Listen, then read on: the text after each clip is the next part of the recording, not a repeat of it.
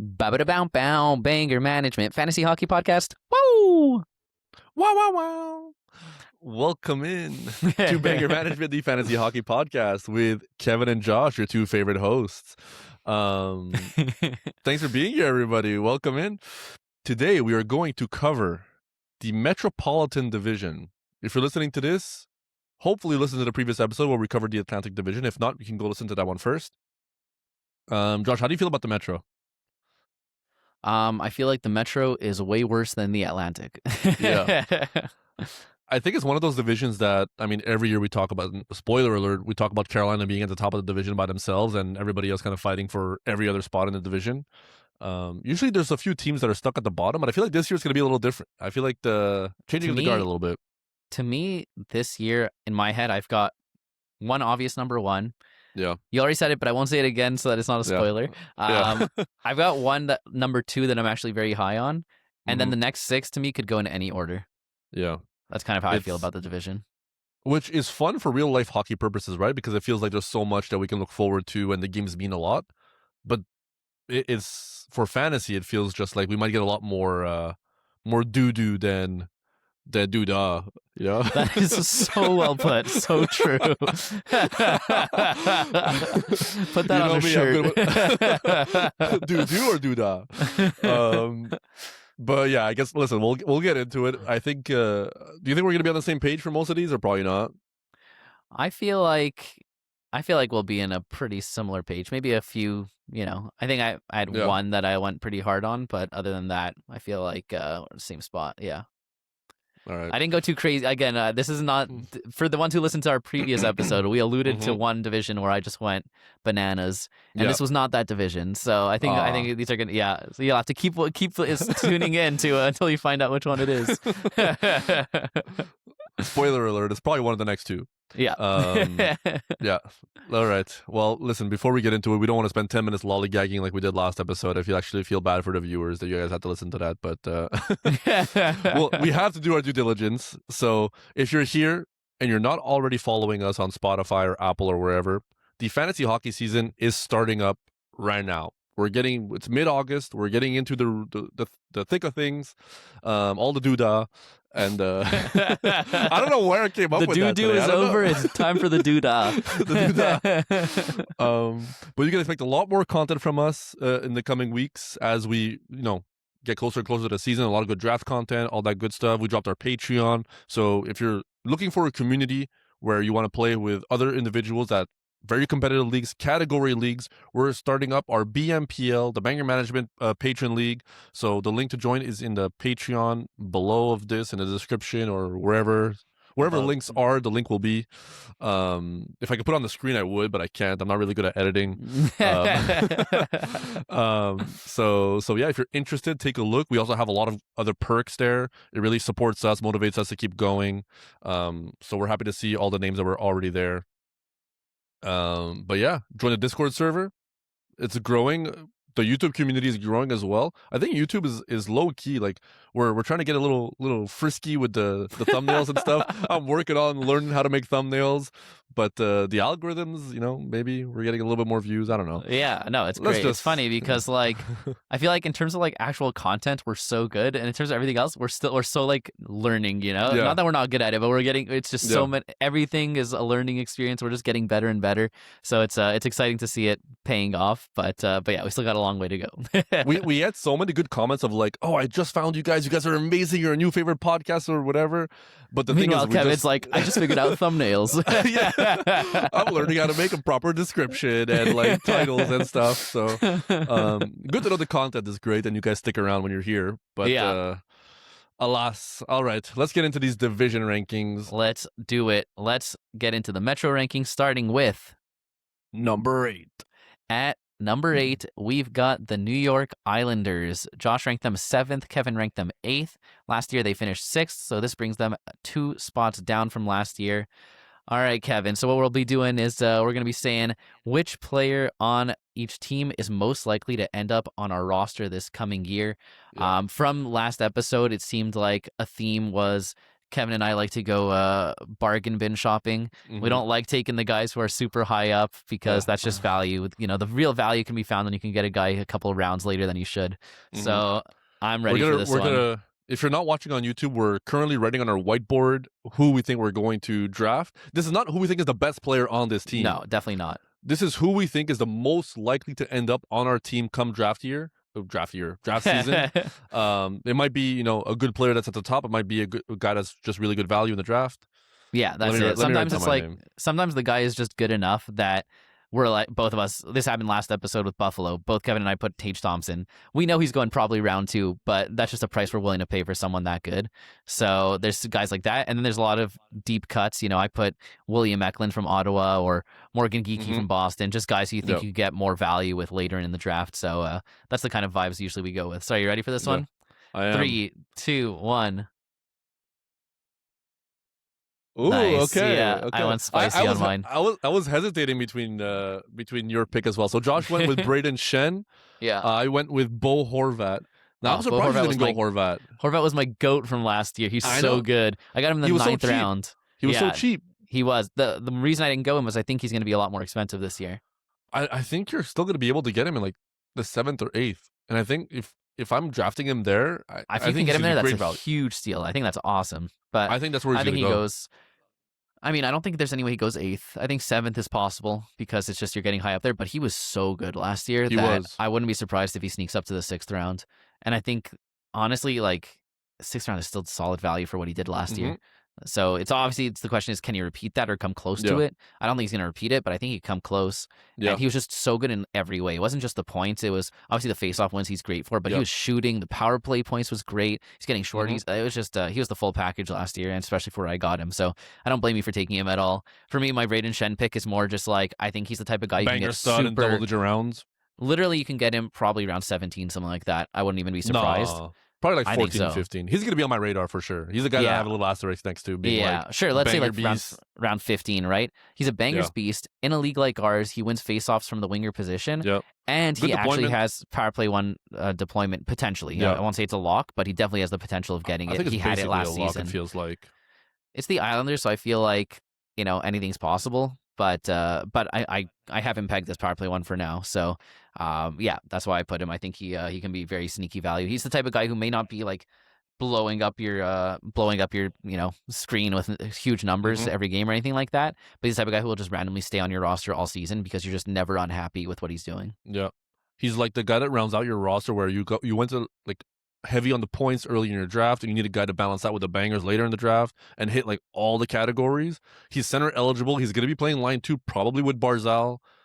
He has a lot of upside. The thing is, it's his age and what his actual talent can bring. But I think he's set up for success in a much better situation than where he was on St. Louis. So Absolutely. The trade was huge for him. I'm really excited for him this year. It's just about if he can keep the deployment, in my opinion. I think he can. Because I just think there's not enough names around him that are going to give him competition. I just wouldn't draft him with the assumption he's keeping power play 1 all year. I made that mistake last year with some guys, and like even when you see them at preseason playing power play 1, they can easily just get bumped off when they don't have that like strong grasp on it. I still think he probably holds it for at least a while because, like you said, there's no real strong names to come take it from him. Yeah. But you want to draft him in a round where you're still happy with just the bangers that he brings, and the power play 1 is just a bonus. But the Islanders, I have them at 8, you have them at 7. We have them finishing the last team in the division. This is tough, right? Because I feel like they have a new coach, and it's a coach that usually has. I was gonna say it's a coach that usually has a lot of success when he takes over teams, right? The first 3 years are usually really Pizza good. Bower. So I'm a little worried that we're a little too low on them, and that it's just not flashy, and that's why we put them so low. And there's teams ahead of them that have maybe made flashier moves that have bigger names, but the Islanders may just be the team that ends up finishing like just out of the wild card, or maybe they end up being like a wild card team type of thing. Because I think Pete DeBoer could get the most out of Bo Horvat, Barzal, Schaefer. Yeah, They have I just think Sorokin still. Yeah, I think that they could definitely sneak their way into a higher spot in the rankings because good coaching and good goaltending. Did you see me spill water all over myself? I did. Yeah, I think thanks. good coaching and good goaltending can get you very far. It's not going to get you to the Stanley Cup on itself, but it can get you close to a playoff spot or even in the playoffs. Add in a true, number 1 D in Schaefer, who's amazing. Add in a true number 1 C in Horvat and a great number Yep. one winger in Barzal. But the thing is that's where it stops, right? After that, it's Yeah. kind of just all filler. Your other Yeah. five All defensemen is nothing. 35-year-olds. Yeah, like it's just a very old team. So I think it's the type of thing where they could squeeze out some more wins and end up higher in the standings than we have them. But I just don't see them making much of a splash. And just look, I had them 7th, so I didn't have them dead last. But it I'm just surprised the team you have last. I just saw it in the document. yeah, That's honestly, wild. it's kind of like we talked about, right? I find that this whole division, the bottom 6 teams, which is most of Yeah. the division, Yes. any of them could be, so Yeah. it'll be interesting to compare where we have them, but yeah, I think for the Islanders, just not an exciting enough roster. A lot of it for me is just as I'm working on these projections, I've been going through every single roster in detail, and I just look at it and it just Yeah. It's a not bad roster. much to excite. The few pieces they have that are good, I think are going to be great fantasy assets, Yeah. which is fun, but it's just not many. Where do you think Matthew Schaefer goes? I think he's going to go round probably 4, maybe round 3 if people are really hyped on him, but that seems early. I think round 4 probably. Would you rather Dahlin or Schaefer? I'd rather Dahlin. Okay. Would you rather Schaefer or Sanderson? That's a good one. I think I'm taking Sanderson. I think Ottawa's power play is a real asset. Schaefer, Adam Fox. Oh man, that's we're getting closer. Yeah. I mean, it really depends. I don't know off the top of my head what Schaefer's shot volume last year was, because I know Fox isn't much for the Batcats. He was on par with Evan Bouchard last year. That's pretty huge, actually. Yeah. I could see going Schaefer over Fox, although I do think Fox will get more points in power play points. But I love the shots, and I don't think Fox is much for the Batcats. It's close. I think Schaefer has a lot of potential, and he really boomed last year. Yeah. The doodah was doodahding. Yeah, So for sure. All the doodah day. Oh, that was good. But I'm a little worried just because he's on such a bad team. But then we drafted Quinn Hughes, where we drafted him, and he was on Vancouver, right? So these but guys Quinn on Hughes bad had like teams can proven still... it year in, Yeah. year out. I think Schaefer's amazing. I think he's going to go too high in drafts. I think both of those things could be true, and I think that's what's going to happen. So Yeah. I'm not going to take him on my team just because he's going to get drafted earlier than I would be comfortable taking him. Radish or Schaefer? Schaefer. Yeah. Okay. Yeah. Honestly, like, obviously, if you can tell me Radish is going to be like Radish of last year, then yeah, but I feel much safer with Schaefer. I mean, I feel like I don't know. I think Toronto's gonna have a good power play. I think Radish shoots a lot. I don't know. We'll see. Yeah, look, we'll honestly, see when our official rankings come out. That's it. I haven't the numbers haven't spit out yet, so but yeah, no, I think it's a really interesting spot to see where he'll end up. But let's move on to the next team. Yep. At number 7. At number 7, we have the Columbus Blue Jackets. Josh, ranked them at 8th. Kevin ranked them at 6th. Last year they were 5th, so this is projecting a 2-spot drop for them. Let's say last who we're in the gonna... division. Yeah, it's tough. This is just wrong. It's tough. I just feel more excited about other teams, but I could definitely be wrong here. All right, to me, I think likely. Oh, this is an easy one for me. Listen, while you type, while you write it, I just think Columbus was a really good team last year that ran out of gas. Maybe they just don't got the gas in the tank this year, especially with the offseason that they had, where there was nothing that went absolutely wrong, but it was tumultuous, right? Like Werenski was like trade request, then not. Marchenko was like maybe trade request, then not. Yeah. So a lot of feels like moving parts in the background, but nothing concrete. If everybody stayed at the end, right? Like they lost a few of the free agents type of guys, but they were a strong team last year. A team that could easily be like a top 3 team in this division if they played to their potential. But did Bonus get all the juice last year? Now it's dried up. I don't know.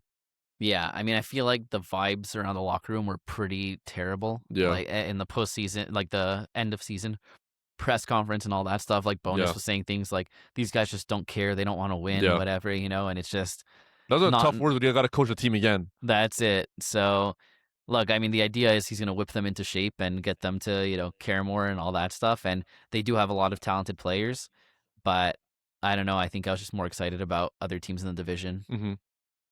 All right. Should we say who are most likely? I know for a fact it's the same guy.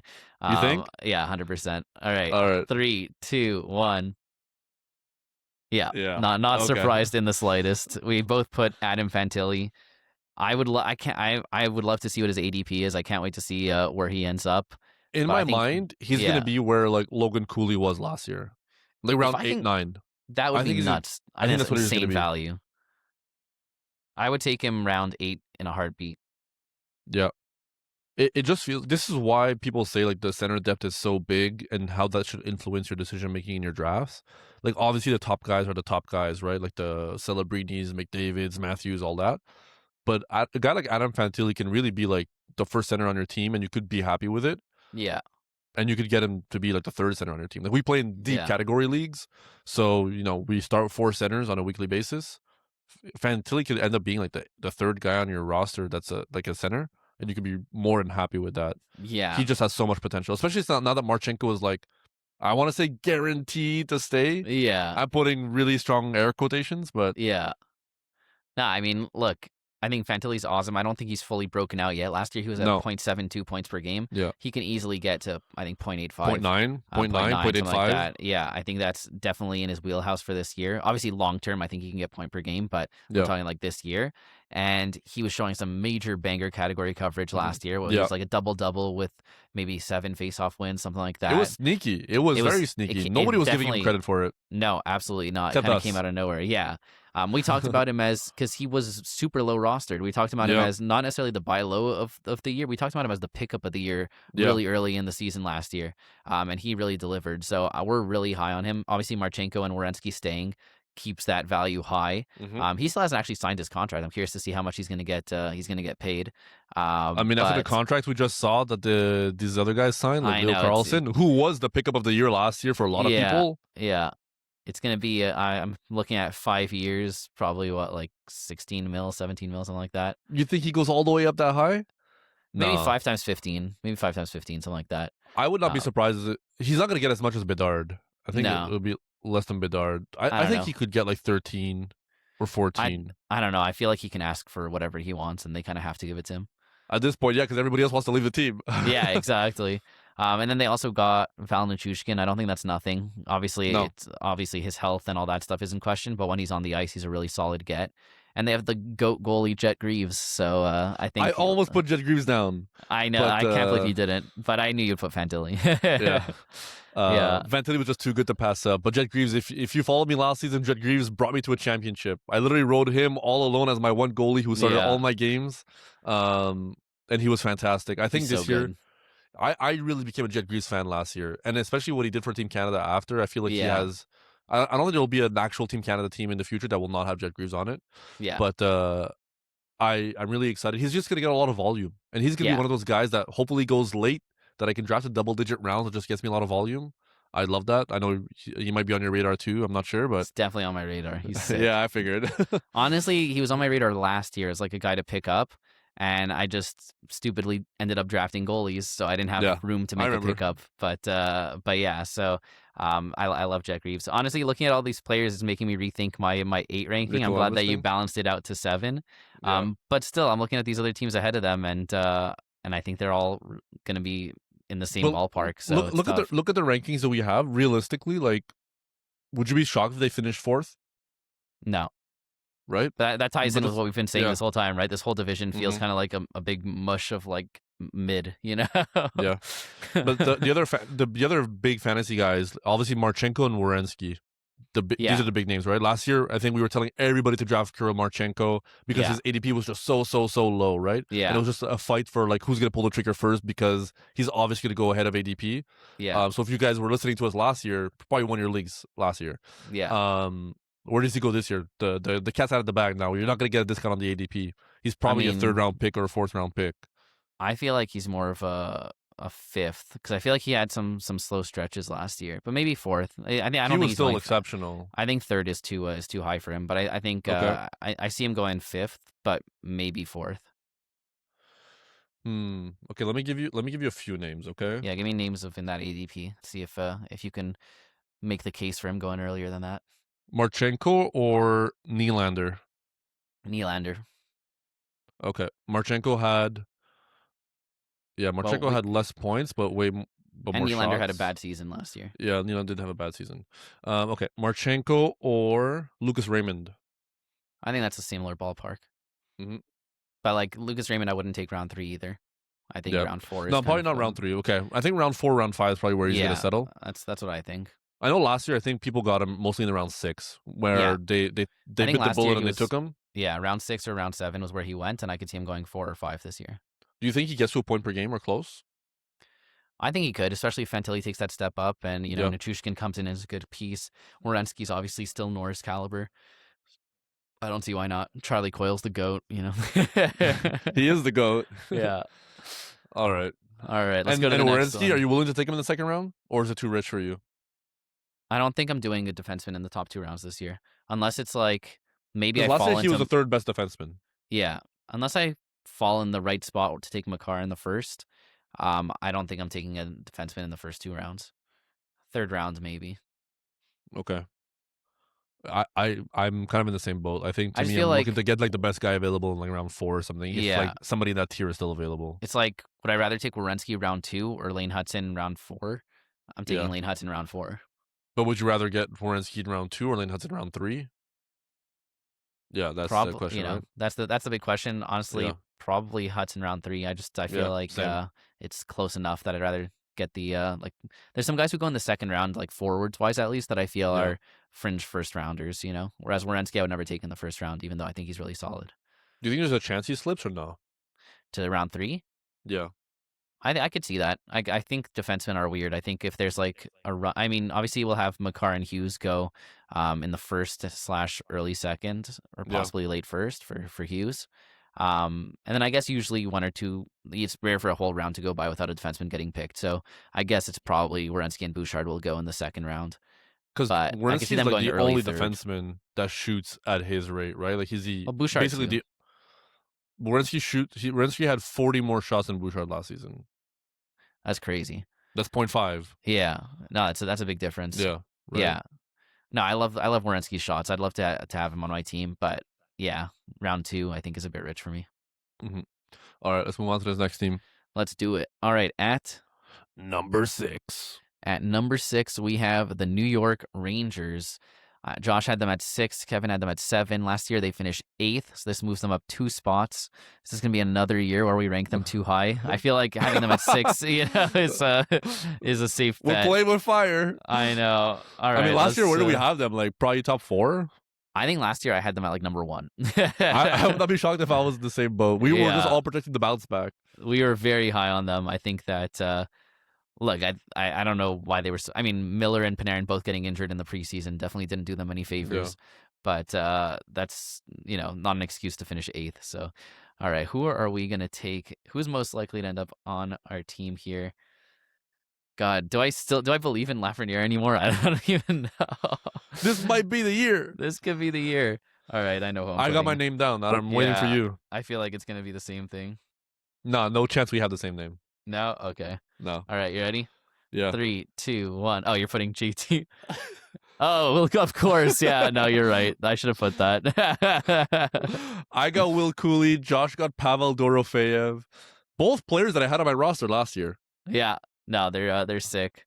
I mean, Dorofeyev for me, the only thing I'm worried about Dorofeyev is maybe that his name's too on the radar now that they did that big trade and signed him to that massive contract. Yeah. But like last year he was going double-digit rounds. Obviously that was a miss, that was a miss on most people's part. But Yep. like if he can go round like 8 or 9, I feel like he's that. go ahead of that. You think round like 7? I think like 7 to 9 is where he's going to end up. Yeah, so like 7 to 9, I feel like that's a steal for what he can do. He can put up 40 goals. We've seen him do it. He's going to be locked onto that power play 1 unit. Look, it's not Vegas' power play 1 unit, but Adam Fox, JT Miller, Mika Zibanejad, like that's a pretty solid power play 1 to be on. And he's just a sniper. I think he's gonna be line 1 as well, or at least top 6. He's gonna be given every chance. The contract they signed him to, something I've always said and always will continue to say, is to follow that money. And there was a lot of money to follow there. So yeah, no, I love Dorofeyev. I would love to grab him in those late single digit rounds. Who do you think's going to have a better fantasy year this season, Dorofeyev or Jesper Bratt? I think Jesper Bratt. Yeah. I'm still part of the Brat pack. So Always. JVI, TVPIT, NHL. I was waiting for you to say it, even though I had him on my team last year. But I Okay, love would Dorofeyev. you rather Dorofeyev or Batherson? I think I'd take Dorofeev. Why? I think that Dorofeev's going to get more goals. Mm-hmm. Points, I'd say probably similar. Last season, Batherson has 4 less goals than Dorofeev. Yeah, but I feel like Dorofeev is like, he was on Vegas. Obviously, he had a great surrounding cast. Yeah. And he was the trigger guy, but like he also wasn't necessarily like, the main guy there by any means, right? I feel like just Rangers are very incentivized to make him be the main guy there. But let's say like points is similar. Power play points, obviously Ottawa had a better power play last year, but I think theirs is going to get slightly worse. I think Rangers is going to get slightly better. Still, I'd probably give an edge to Batherson, but I think it's going to be close because I think Dorofeev's going to be involved in most of the Rangers power play goals. So let's say that, again, I think they're very similar players. Shots, I mean, this one I could be off, but my instinct is that Dorofeev has the big shots advantage. Yeah, he has like 60 more shots. And then Batherson obviously has a hits advantage, but like 100 more hits. Yeah, I tend to favor shots on goal as a big decider for me. So that's why I'm going Dorofeev. I think that's the big difference is shots versus hits. I think I'd still go Batherson just because I do like having the hits shots combo. Like where you're not getting in shots, you're getting in hits. But I like having the forward that can hit as a baseline, to raise my baseline when I'm also streaming bangers. And I do think Batherson gets more points just because I think he's more prone to getting assists than Dorofeev. Dorofeev, it feels like it's almost goal all or goals. Bust. Yeah, that's fair. And he does get some assists, but it's like a less than half of his points are assists. Batherson is still going to get, he was close to Dorofeev in goals last year and still had like a lot more assists. So yeah, I just think, both of them have in very different situations, right? Batherson lost having Brady on the team and on the power play, which I think is a big loss. But Dorofeev went from Vegas, which is one of the strongest teams in the league, to Rangers, who we have ranked 6th this year, and that's moving up versus last year. So, but yet all their fantasy assets last year were studs and delivering, except JT Miller. We don't talk about JT. Yeah, we don't talk about JT. Yeah. So, look, I think Rangers, it's tough because I think the loss of Panarin is massive. So, in terms of like their standings, going back to the having them ranked 6th.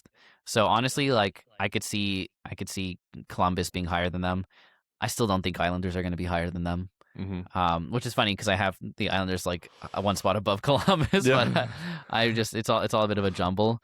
But yeah, I don't think they're gonna make the playoffs. Like we were so high on them last year, and I don't think this is a fool me once type of thing. I think it's just they somehow got worse than last year by losing Panarin. So yeah, I don't see them making big waves. How do you feel about my Will Cooley pick? I drafted him in the 6th round last year. I'm not gonna do that again this year.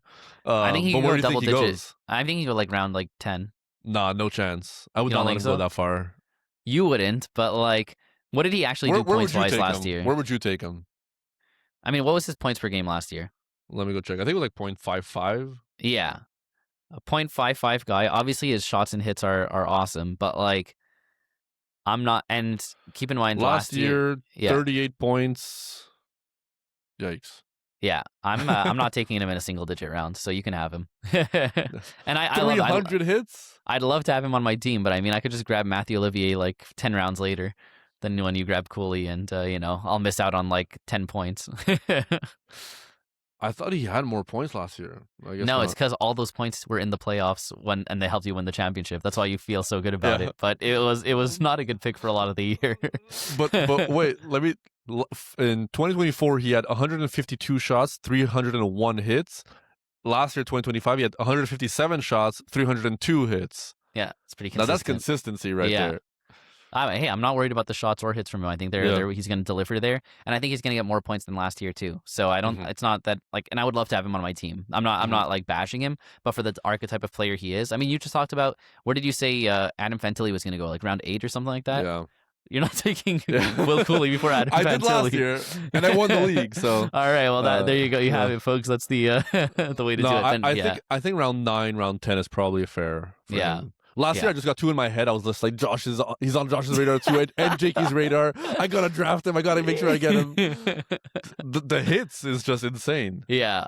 Well, to be fair, also with last year, we were all obsessed with the Rangers because of their 4-4-4 schedule. Yeah, too. That was a big thing to remember. Obviously, they don't have that this year, so there's a It bit worked out less for me. incentive. Yeah, look, it worked out, but I wouldn't advise drafting Will Cooley in the sixth to any of our fans. No, I would not. Please do not do Unless you're that. in a hits only league where that is the only category. Then you probably draft him in the first. Yeah. All right, let's go to the next one.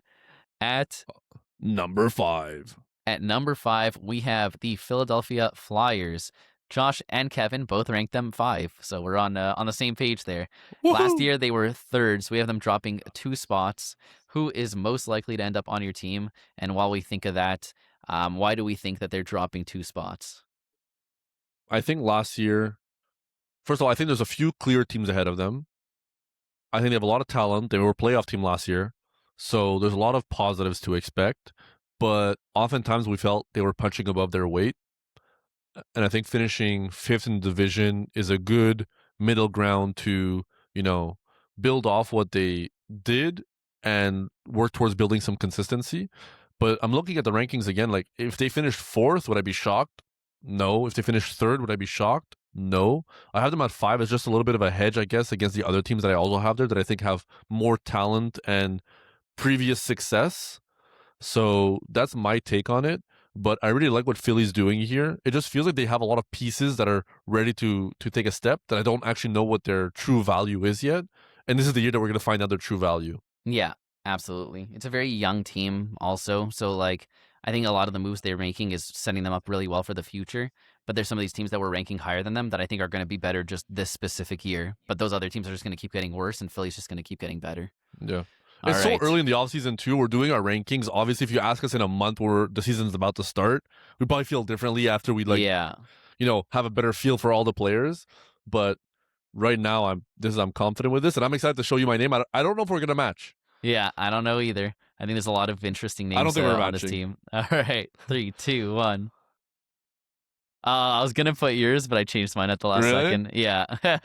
So Kevin put Porter Martone, and I put Tyson Forster. So you I can think go. both of these guys are going to be a good value Yeah. in drafts.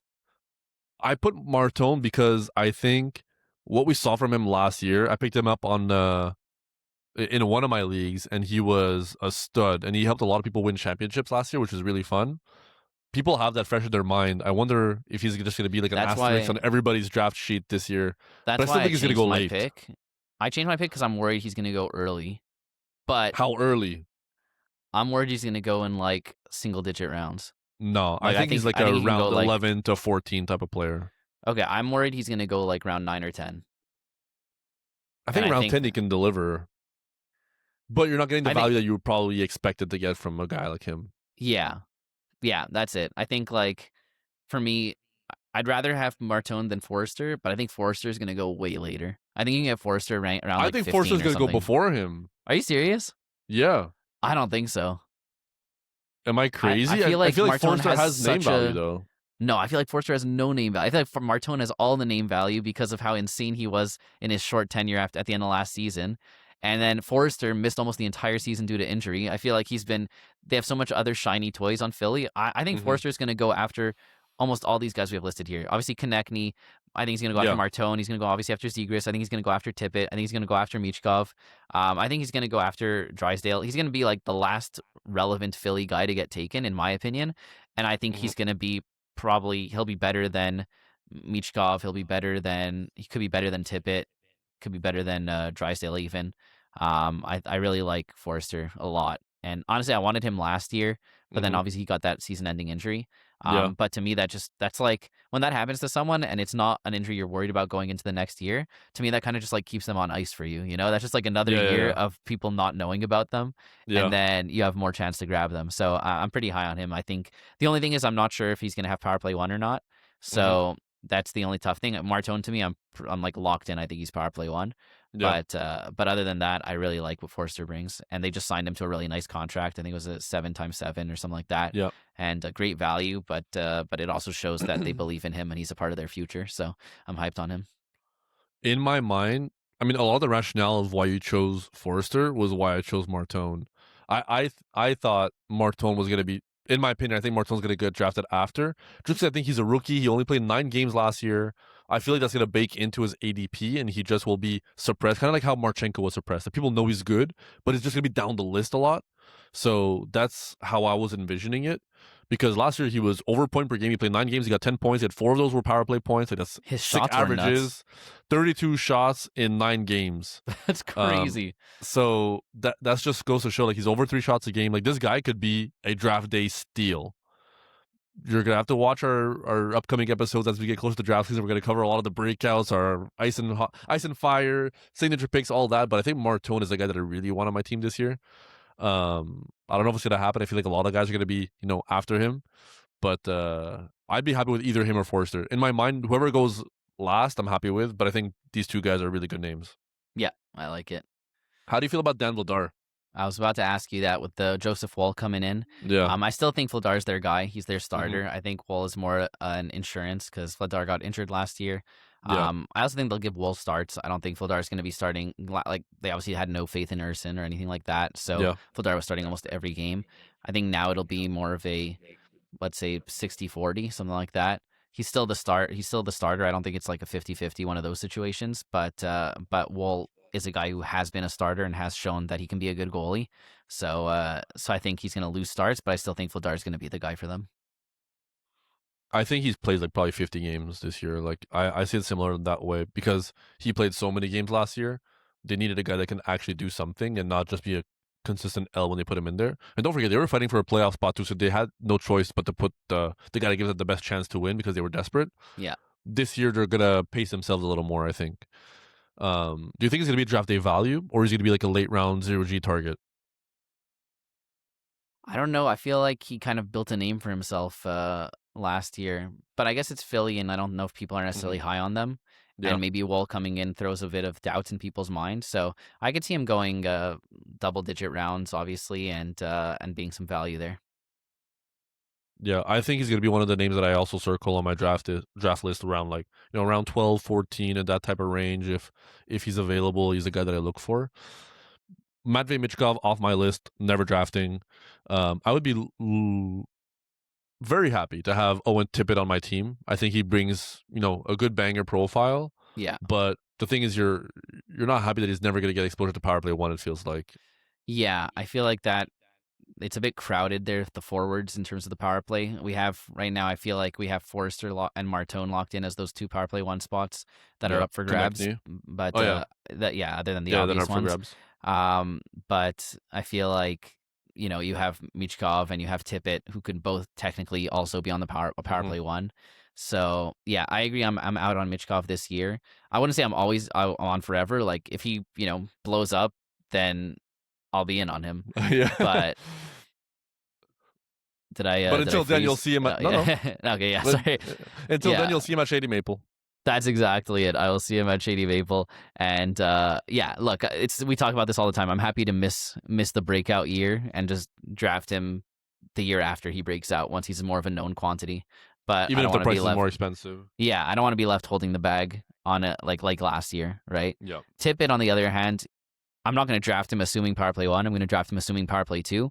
But I love his shots hits combo. I traded for him last year, and even though he's not like the biggest points guy, even if he's getting like 0.7 points per game with 3+ shots and 1+ hit per game, I love that. So I'm pretty high on Tippett for that aspect. Yep. All right, let's go to the next one. At number 4. At number 4, we have the Pittsburgh Penguins. Josh has them at 3. Kevin has them at 4. Last year, they were 2, so that's a 2-spot drop for Pittsburgh. And, I mean, this is one of those where it just feels like they just keep getting older, right? And every year it's like, is this the year they're going to... is this the year that they're all going to inevitably decline, or are they going to be solid again? So... Look, we have them kind of staying in the picture, especially after last year. I think I had them much lower than I don't remember where you had them, but I know I was much lower on them than how they finished. So I'm giving them the respect they deserve, even though I just think they're all so old, and it's just any year now, it's just gonna crumble. I have them at 4, and I already have regrets. As we were talking about the division, I wish you I think you would have them lower, yeah. Yeah. Honestly, like, I feel can see Columbus being ahead of them and Philly as well. Like, if I had Pittsburgh at 6, Columbus 5, Philly 4, I feel like I'd be happier right now. Yeah, I feel like I feel like I'm overcompensating to give them respect for how they did last Yeah, year. Even though last year, the same. entire year, I was like, they can't keep getting away with this. Yeah, and they did. They did, yeah. All right, I've And got no more my. Stuart Skinner. So Yeah, seriously, what are they gonna do? Jordary wants to know, where are you going to draft Stuart Skinner this year now that he's on the Winnipeg Jets? I will not. All right, I've got a good one. All right, are you ready for your pick? I think so. Are we going to match? I don't know. We'll see. Then we're definitely not matching. 3, 2, 1. Wow. I was gonna put him, and then I changed my answer. So really? yeah, Kevin put Ricard Raquel, and I put Arturs Shilovs, because The I best think archers in the entire league. I think this could be my 0G guy. I think that he can go close to undrafted or like last rounds type of thing, and be the starter for Pittsburgh. You're going to be the guy that goes so 0G just to have like the worst goalie in the league. Like Pittsburgh ends up finishing last in the division. They're losing all their games. Miroshov takes over. Like I can see that in your future. You're like, I went 0G and it's still the worst thing ever. The nice thing about going 0G is if he sucks, I could just drop him and pick up the next guy, you know? So yeah, no, I think for me, it's just, I'm so not enthused by anyone on Pittsburgh in terms of like skaters. Obviously Crosby's sick, but I think for where he's going to get taken, especially because I think I'm out on faceoff wins this year. We'll see what happens, but I mean, he's not just face-off wins, right? Crosby's always just really good at no, everything. I mean, he was unreal last year, but I feel like I'd rather just take a guy who's younger and I'm less worried about on a better team, because Crosby's going to go round 2 again, something like that. So probably. So I feel like I'd rather take someone else there. And then in terms of the other guys, Malkin I have no interest in. Rust and Raquel, I don't even know if where they're gonna be. Of the forwards, it would be Raquel because of his back cats, and I think he gets taken super late. And then Erik Karlsson, I think is just gonna get taken way too early after what he did last year. So that just brought me to my boy Shilovs. I wonder where Erik Karlsson is gonna go, because I was tempted again. I mean, last year I got him so late; it was like round 14 or 16 or something. Yeah. This year I feel like he's probably gonna go. I don't think he's a single-digit guy. I think he's still like round 12 to 13. No in way. my opinion. I think he goes like round 8. You think? Yeah, that's way too rich for me. Me too. That's why I didn't put him. But after what he did last year, I think it would be insane for him to go double digits. We'll do another episode closer to the draft or the start of the season where we're like, okay, we actually know where everybody's kind of going ish, and like who's good value, who's too expensive, who's not. Yeah. Raquel, I feel like he's just always a category league stud, and also I feel like he could get traded if the wheels really fall off. Yeah. And depending where he goes, the value could go up or down. We talked about this last year. Yeah, we talked about this all last year, and I'm standing by my fact that I think him getting traded could only make him worse. I think he's in the best spot he can be in right now. But yeah, that's just my opinion. What if he gets traded to like San Jose or something? I think San Jose's got enough like wingers that he's not even a lock to be power play 1 if he gets traded there. I think he would be power play 1 if he got traded there. I think he could be, but I don't think he's a lock. Whereas on Pittsburgh, I think he's a lock. So that's why it just makes it worse, in my opinion. But he also has like the blocks that go with his profile. Oh too, yeah, I love triple eligible. Taking out the trade aspect of it, I love Raquel. Like if I didn't put Shilovs, he was going to be the guy I put. Would you rather Crosby or Leo Carlsson? I'd take Crosby. Is it close? I think it is close. It's interesting because those are the two like types of players that I usually avoid. You know, like you have like the really old one who's like, when are they going to drop off? And you have the one who's still really young and hasn't necessarily popped off yet. And you don't want to be left holding the bag with either if you can't get caught on the wrong side of the bell curve. So but I just feel like I had Crosby last year and he just delivered. And like the difference between like 38 years old and 39 years old, like whatever. You Is know there what a big difference for Crosby? That's it. It's Crosby. Like I expect him to do kind of what he did last year. Karlsson was such a roller coaster of emotions. He went from being like literally the best player in the league for like the first 2 months to being invisible for the next 4 months to being average for the next like 2 months. So I don't know what you're gonna get. I would still draft Karlsson, but I'm not drafting Karlsson in the second round. Whereas Crosby, I could see taking there. And no interest in Brian Rust. I mean, if I can get him in like the late not in like mid double digit rounds, then I'll toss him on my team. He's always good for like close to point per game, but also he's always injured. So, and I'm happy with Rust. I feel like he's a really good value for where he goes, because he's like, if you get him in double digit rounds, like that's a guy that can play with Crosby, get like over almost 3 shots a game probably. Yeah, close to 3 shots a game, like 0.9 points per game. Yeah, that's Um, elite. Oh, it's great for where you're getting him, but I'd say the two things is one, he's always injured, and three things. One, he's always injured, two, potential trade, and three, just old. And so, like, it could be the drop off. So, Yeah. but with the cost of getting him mid double digit rounds, like, I'd happily take him. Crosby or Mark Scheifele? Crosby. All right. Yeah. Let's move on to the next team. All right. Number 3. At number 3, we have the New Jersey Devils. Josh has them at 4, Kevin at 2. Last year, they were 7, so we're projecting a +4 jump for the New Jersey Devils. Playing with fire here. Yeah, I mean, for me, the reason I put them at 4 and not higher is because their goalie tandem is Jake Allen and Nico Dawes. Yeah. And I just think that is awful. I don't know if they're going to do anything to address that before the offseason ends.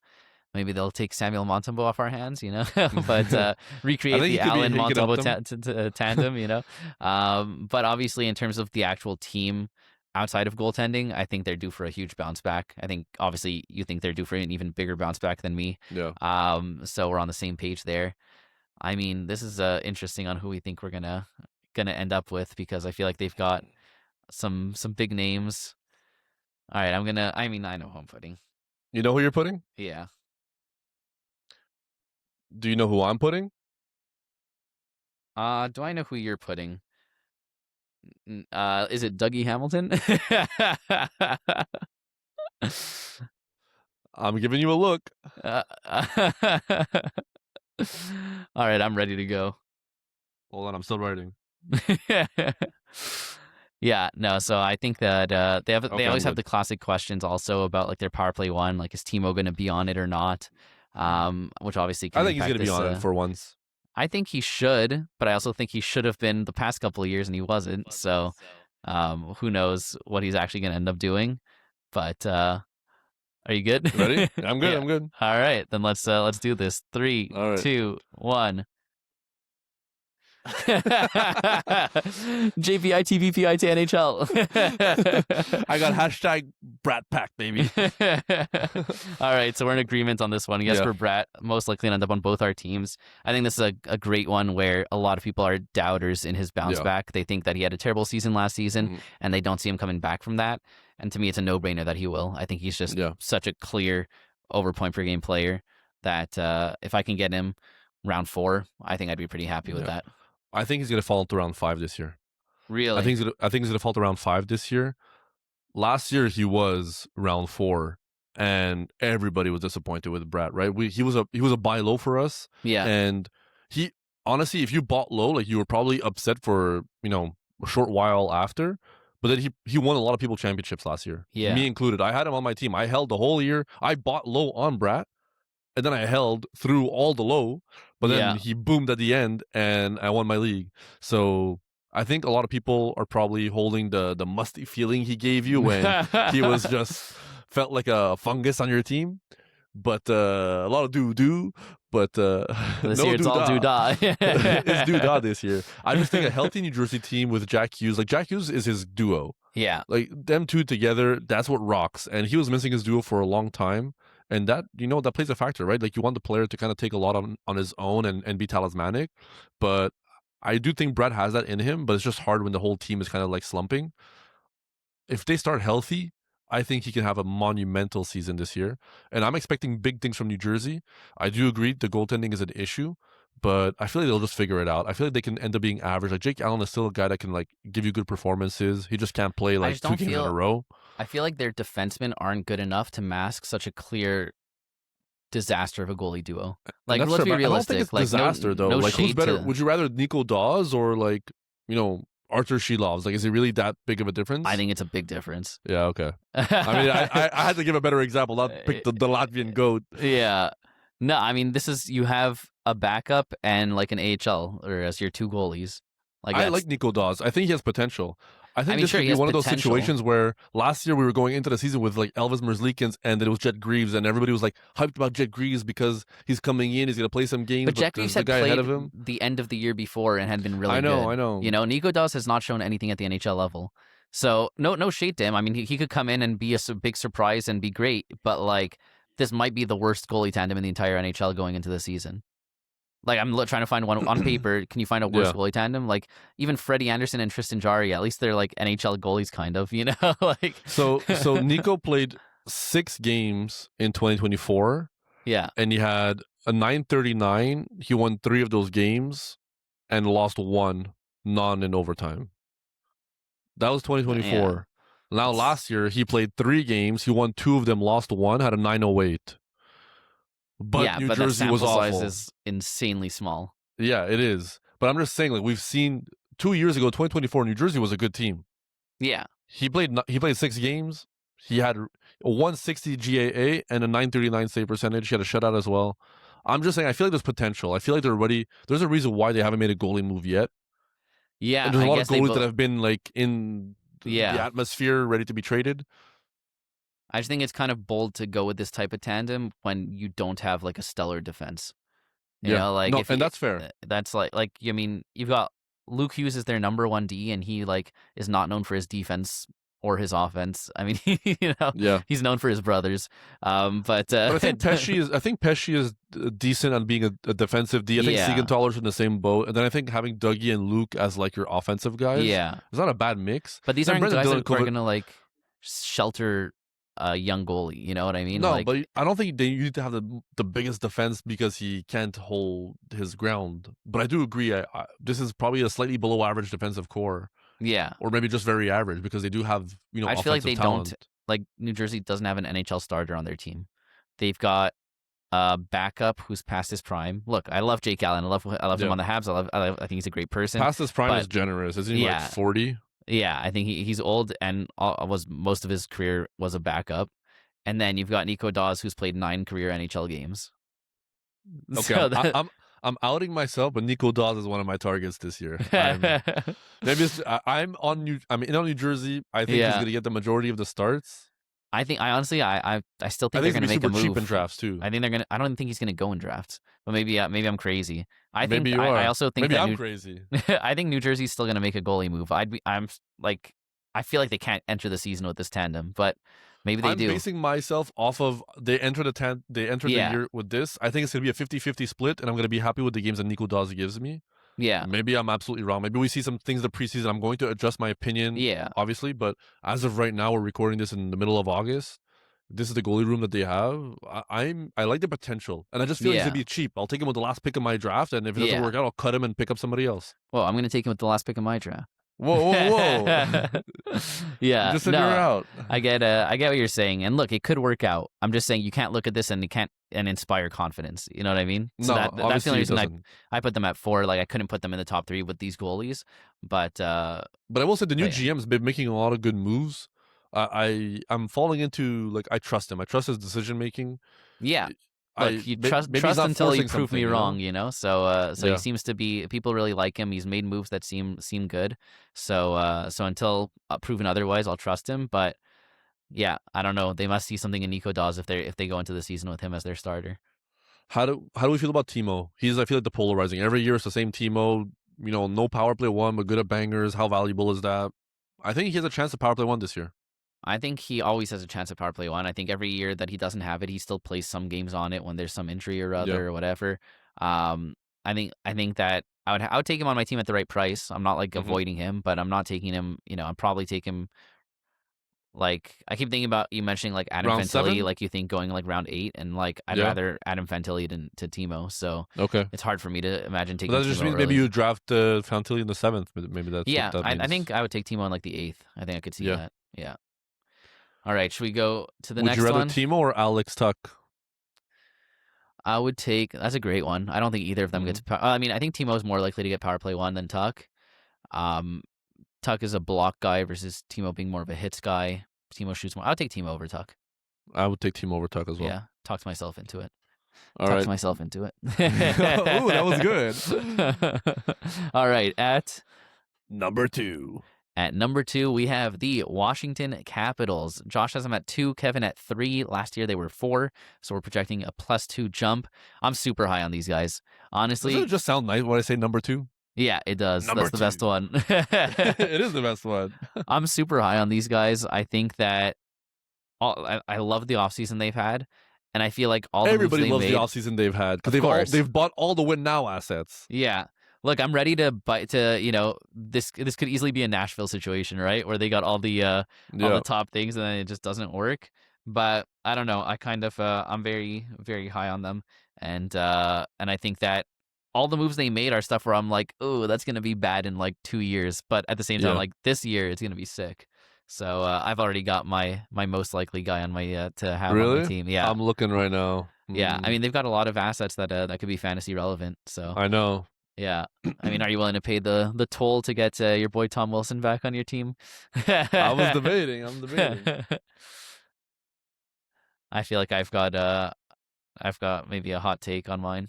Do you think we're gonna match? I don't think so. All right. All right, 3, 2, 1.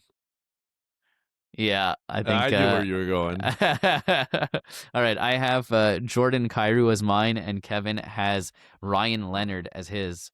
So for me, I with feel like I need to explain myself first. yeah, go ahead. So obviously Ryan Leonard, I feel like he's like the main guy that's probably gonna be on the edge of power play one. Either he has it or he doesn't. Now this is the question. The question Think is, if true.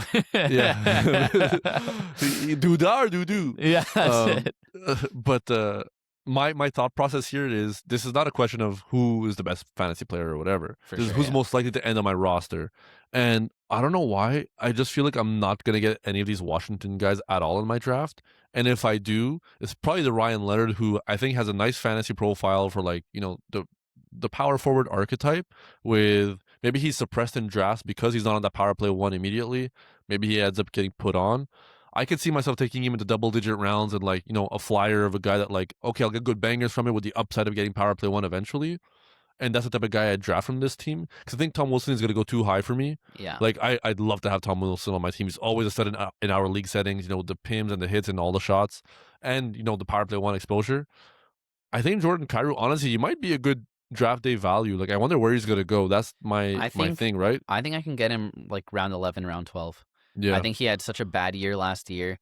I'm not I would sure. be in on him at that price. I'm pretty like even last year I thought he was a buy low for a lot of the year, and obviously he didn't really turn it around. Yeah. But he's been a guy who in the past could be close to point per game with 3 shots, which obviously is my exact We've always type of liked player. him. I remember that. Yeah, and The shot volume is always huge. Yeah. And going from St. Louis, which has that stupid split power play unit, and also they clearly hated him for last year and maybe longer than that, to a team that actively wanted him, and I think he's going to be power play one there. I think it's a great chance for him to succeed, and I think a lot of people are going to be really low on him because of how he did last year. So I think he's going to be a good draft value. In my mind, he's going like round 10, round 9, and I still see myself taking like other guys that maybe I value a little more. Yeah. But if he's round 11 or 12, I feel like that's a no-brainer to me. Like it's when I drafted like Buchnevich, That's like really that's late literally that 1 year exactly type who I of was thing, thinking right? of. Right? No joke. That's literally the exact person I was thinking of. Like it's like when Kevin drafted Buchnevich like round 12. Like that's the exact same vibe. But I think Kyrou has more upside than Buch in that. I agree. Because he has the shot volume that's always there. It feels like. Yeah, Like exactly. it'll dwindle sometimes, but it's always above 2 at least. Yeah. I can like that. Alex Tug, I'm out on. I feel like he's gonna be pushed He's up gonna in get drafted drafts, too high. Yeah. and I don't want that. Like I always wish I had Tuck on my team because I love the blocks and he's solid for Pims also and shorties. So like all those random cats, Yeah, I like him for. But the reason he gets drafted, I'm always not in on. People always think he's some sort of like power play one guy who's like a top like line guy, and I'm like that's not him. But he brings a lot of other stuff to the team, but it's too rich for my blood. And then obviously there's the question of Cole Hudson versus Jacob Chikrin. Do you think Cole Hudson people are too high on him? People think that he could be the next Lane Hudson. He could be a takeover power play one from Chikrin. Do you believe that, or you think it's Chikrin's locked up for the year?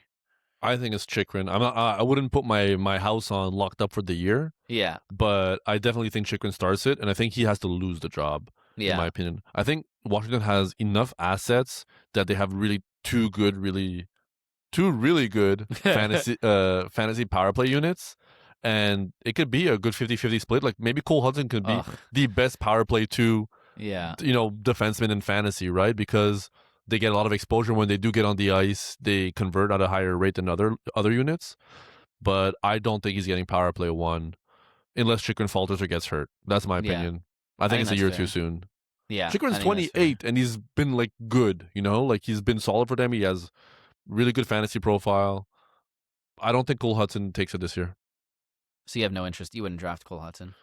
I mean, if I'm drafting him, it's like in my last 3 rounds. It's like 2 years ago when I drafted Brand Clark, because I was like, oh, I really think this is the year that he's gonna boom. And then after a week, you're like, okay, he's not doing it this year. Yeah. And you cut him. Except Brand Clark was like in a less good situation than Cole Hudson is this year. Like Cole Hudson already has like a prevalent role on the team that like worth holding probably. But would I rather Cole Hudson or like Thomas Harley? Probably Cole Hudson. Because he actually has a shot at power play one. Or and like probably better shots and somewhat points. Yeah. But round 15, 16, in that range. Take a shot. Yeah, I agree. And lastly, what do you think about Logan Thompson? I think people have him ranked as maybe one of the top goalies this year. Yeah. Because people are really high on Washington. He's a really good goalie, and he has zero competition for any stars. I mean, obviously, we're not drafting goalies, right? Especially as high as he's getting drafted. Yeah. But I do think he's going to be a good goalie. Like, I see some people have him as like a top 5 goalie, top 4 goalie. Yeah. And to me, that's a little bit too rich. But I think he's probably like more of a top 7, top 8. It's just he's going to get a lot of games, and he's good, but I feel like he's not great consistently, if that makes sense. I think he's good consistently. I feel like he should never get drafted as a top 4 goalie, but I honestly wouldn't be surprised if he finishes the season as a top 4 fantasy goalie. Yeah. Like, that's how high I am on Washington, and I actually do think he is a really good goalie. I think since his Vegas days, and last year he was unbelievable, and I think that he actually has a really good team in front of him, so that combined with him being good and no competition is kind of like the perfect storm of like a great fantasy goalie. Yeah. So I'm pretty high on him. Obviously, I would never draft him because the whole 0G thing, blah, blah, blah. But I do think that he should be... He's going to get drafted probably as like the 6th or 7th, somewhere between 6th. I think he's going to be like 4 or 5. There's no way he's not getting drafted ahead of like Vasilevsky, Ottinger. No, it's Vasilevsky, Hellebuck, Ottinger. I feel like that's going to be the top 3. Shesterkin. I mean, the Rangers are so bad after last year. I feel like Shesterkin could fall. I don't think people are taking Thompson over Shesterkin. But like Thompson or Sorokin? Yeah, like it's, I would rather Thompson, but I could see them, But that's what I'm saying. I'm saying I could see Thompson going like 6th to 8th goalie. But Thompson, I could see him giving value of like 4th. Thompson for sure. Really? Yeah. You don't think Wedgwood's the guy? Is that why? I mean, I think that it's a huge question mark, whereas Thompson has no question mark. But I'm saying at cost, who would you rather have? Probably, I mean, I don't know where Wedgwood's going, but okay. But yeah. Okay, wait. Thompson or Jesper Wallstedt? I'd take Thompson over Wallstedt for sure. I'd take Wallstedt. Wow. Is that a hot take? Is that a hot take? I think that's a very hot take. Ooh, okay, spicy. I think that's spicy because Gustafsson exists. I know he's got that offseason surgery, but he's not going to miss that much time. I think he should be back in like November or something like that. And I mean, also, look, I'm not going to get into it just now, but me in Minnesota, I know. You guys go way back, not in a good way. Exactly. All right, let's go to number 1. At number 1, we've got the Carolina Hurricanes. Josh and Kevin both have them at 1. Last year, they were at 1. They are the former Stanley Cup champions. By former, I mean this past year, so current Stanley Cup champs. Congrats. Yeah, congrats. So happy for you. You know that meme. Really so happy, yeah. So obviously, this is what we were talking about, right? I feel like Carolina's just such an obvious 1. Yeah. And then I feel pretty strongly about Washington at 2. But honestly, it's just an obvious 1, and then the next 7. Every year, it's an obvious 1. Yeah, they have just no competition. It feels like they're just built so well. The GM did such a fantastic job that like it's kind of nuts that you can win the Stanley Cup, and like your window is just opening. It feels like, and also you made it to the conference finals the last like 4 years straight. Like it's and also they've had like the same core for like the last 5 years. It feels like. Yeah. Okay. For me, this is an easy one. Yeah, for me, it's also an easy one. We're definitely matching on this one. 100%. 100%. 3, 2, 1. Wait. Oh, yeah. Okay.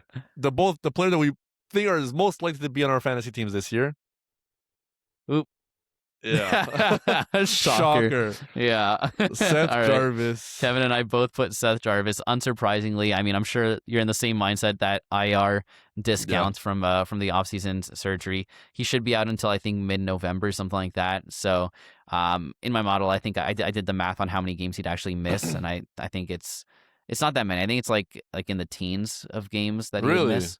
I mean, I could pull it up right now if I want But then you to. got to Just project also like the ramp up and all that too. Like he's sure, probably not yeah, going yeah, to be yeah. as productive. I think he Yeah. misses like he could miss 20 games and I Okay, still he's draft him. missing.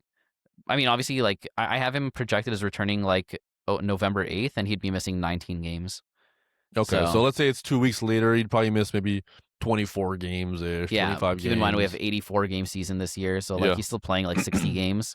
yeah. Yeah, I obviously injury aside, Mhm. Jarvis is an unreal player, We unreal love fantasy Jarvis. player, and we're super high on him. So you add in the injury, which should drop his value in the draft by like 1 to 2 rounds. Probably So two at least, I where think. would he go without injury? What does he go? Third or fourth round? I think he's a fourth round player. Fourth round. Okay, so without injury, he Yeah. goes fourth round. With injury, he can go like sixth I think round. 6 or 7. 6, I think that's a huge 7. steal. I Yeah. think that's a huge steal. I think I we'll mean, definitely be he's going to fighting have. over him. It depends also where his ADP is. Like, there's a chance his ADP is even lower. And then it's just like, who's biting the bullet? How That's greedy it. can we get? And like, You're playing like taking that him in the game. draft. Yeah, absolutely. But I would love to have him. Yeah. I love these injured guys. I think that you get them at value and they come back and your And team just gets a huge boost. And we talked about it in our previous episodes too, but the best thing about drafting these injured guys, especially when there's like a timeline for them to come back and it's not too bad, is that, yeah, maybe I'm wasting my 6th round pick picking a guy that, or 7th round pick, that's a guy's going to miss, let's say, 2 months or 2.5 months. But having that empty spot to pick up players early in the year when there's the most value available on waivers, because there's guys that will not get drafted that will be fantasy studs. And it's going to be early in the year that we find out who those guys are.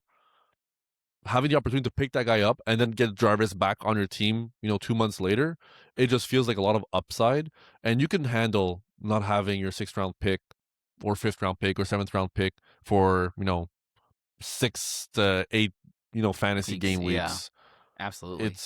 It's a no-brainer in my mind. It feels bad when you make the choice, but when your rosters are so deep, like our rosters are 20 players deep, missing one guy, you can make up for that on the aggregate a little bit, right? So Yeah, absolutely. Yeah, love Jarvis. Big question here, obviously, is what do you think the goalie situation is going to be? You've got Brandon Bussy and you've got Pyotr Kochetkov. I I almost wrote think, down Brandon Bussy yeah. as my pick, just because I feel like you can get him so late for what you're gonna get in Do you terms think of value. everyone thinks Kochetkov's the 1A? I don't think everybody thinks Kochetkov is the 1A, but I do think that people are not enthused about either option, and both of their ADPs are going to be suppressed. Every Yeah, year is that because they're not necessarily great fantasy assets, right? Like Freddie was yeah, a starter and was getting like an 890. You know what I mean? Like nobody's enthused about that. It's a lot of do for a team that do dad. So yeah. uh, I'm so sorry. This is the only episode you're gonna hear that. Yeah. But if you're stuck with us this long, I appreciate it. Yeah. But I think both of these guys, whoever's a starter, if there's a clear starter, is gonna be valuable because his price is gonna be low. Yeah. I agree. I think that I think it's going to be a pretty even split, honestly. So I think if you go in drafting them with that in mind, that's still a lot of value. Having a pretty even split on probably a top 3 team in the league Mm-hmm. for the season is pretty nice because yeah, one of them is going to go. I mean, both of them are going to get dropped lower. I would just take whichever one goes second because I think they're going to get a Yeah. similar amount of starts, and you can get them pretty late. I feel like. I mean, I hope you're right. They're gonna be enticing 0G options. Yes, they will. I'll be keeping an eye out. Are you any interest in Svetch this year again or Shane Gostisbehere? Honestly, I'm ready to be hurt again. I would. Yeah. My only issue is I think that he might go higher than he did last year somehow. I know he had I that feel like he's terrible gonna go start, exactly but where then he's gonna go. I guess 6th round again. 6th round. I think he's a solid get in the 6th round. Honestly, like as long as you're willing to put up with the lows, the Yeah. highs are high. The lows, I don't think the lows are ever going to get as low as they were at the start of last No, season. I don't think, impossible. he was line 4 power play 2. It was abysmal. So I don't think that's ever going to happen again. But you have to be ready to ride the Rod roller coaster. But the highs are great. Obviously, his point Yeah. ceiling, I don't think he's going to reach what people expected from him when he was a younger player and in Yeah. earlier years. But the banger profile with the power play 1 and all that, and he is still, he still puts up the points. So Mhm. I think he's great. Shane Gostisbehere for me, I get him every year because he always goes like I got him last year around 18. I don't think I'm going to get him this year because I just think he got a lot more respect and spotlight on him after the Canes won Yeah. the cup. So I don't think he's as much of a hidden secret for that. Just that I'm the only person who like seems to know about anymore. Yeah, you yeah. know? Or So care yeah, about. Yeah, exactly. So I don't see myself getting him this year because he's going to go earlier than I want to take him. What's the earliest you would draft him? I mean, I would take him like round like 13 or 14, something like that. Yeah, I think that's fair. Yeah. And he'd outplay that, but it's just like about Oh, for getting the sure. value. Yeah. He's also just like always injured and Yeah, doesn't put up any back hats. So that too. yeah. I always draft him late and then try and trade him. Yep, that's the Josh special. Yeah, exactly. Look, he's a point per game, but he Yeah. only played like 5 games. Yeah, or he's a point per game, but he got straight zeros in 4 games, and he got 5 points in the other one. Yeah, that's the Shane Gossespierre special. It is. All right, that wraps up our covering of the Metropolitan Division. Is that in English? I don't know. I think so. Our covering. We've been recording for a while at this point. I Yeah. think you can slip up a bit, do a little bit of doo-doo among the doo-dah. Yeah. Thank you, Josh. I didn't know I was going to get this level of elegance, but if you guys made it this far, we really appreciate it. Thank you for rocking with us. You can expect a lot more content. Make sure you check out the Discord server. That's where all the good stuff is. We're giving out all the information there, and also the link to the Patreon. A lot of content this year, guys. Josh is working on his rankings currently. His rankings projections for categories leagues, customizable projections available soon on our Patreon. Go check it out. A lot of good stuff. If you want to join the BMPL, you got to join on the Patreon as well. Really, thank you for the support. Keeps us going. Guys, if you saw some of these formulas that I'm doing on Excel for these projections, you'd be running to sign up right now. It's crazy. He doesn't even know what he's doing. It's crazy. Honestly, I feel like Alan in The Hangover when he's doing the counting cards Yes. for the, with all the numbers and stuff. That's me like doing my Excel late at night. I'm just like putting in all these crazy formulas, and I'm like, wow, this is sick. And he was money at the casino, so there you go. So I'll be money for you guys. Yeah. I'm looking forward to it. Yeah, me too. It's going to be awesome. But yeah, definitely join in on all that stuff. We're super excited to be bringing you guys all sorts of fun things this coming year. And also, just please follow. If it's a Spotify, if it's Apple, if it's YouTube, just subscribe, like. The like goes a long way. I feel like we've been getting more likes and the traction has been growing. We're trying to grow the community here. So a like goes a long way. And please vote on whatever Spotify poll I put on this. I want to see how many people do that. Yeah. All right. Time to take it away, Erne. Ba-ba-da-bow-bow, Banger Management Fantasy Hockey Podcast. Woo! Woo!